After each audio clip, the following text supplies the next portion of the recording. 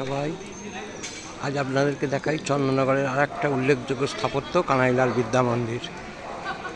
এটা যখন ফরাসি শাসন ছিল তখন এটা ছিল হোটেল প্যারি, অর্থাৎ ফরাসি শাসকদের হোটেল ছিল। তার পরবর্তীকালে শহীদ কানাইলাল দত্তের স্মৃতির প্রতি শ্রদ্ধা জানাবার জন্য স্কুলটির নামকরণ করা হয় কানাইলাল বিদ্যা মন্দির। কত বড় বিল্ডিং দেখুন। এখান থেকে পড়াশোনা করে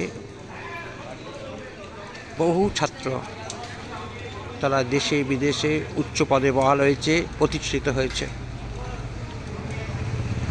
শুধু পশ্চিমবঙ্গ নয়, হুগলি নয়, সারা ভারতবর্ষের যে কটা নামকরা স্কুল আছে তাদের মধ্যে এই কানাইলাল স্কুল অন্যতম। এখানে এখনও কাঠের সিঁড়ি দেখতে পাওয়া যায়, কাঠের সিঁড়ি আছে, অক্ষত আছে। চন্দননগরের ওপর বিভিন্ন ভিডিও করতে গেলে কানাইলাল বিদ্যা মন্দিরকে বাদ দেবো, এটা তো হয় না। সেই জন্য কানাইলাল বিদ্যা মন্দিরের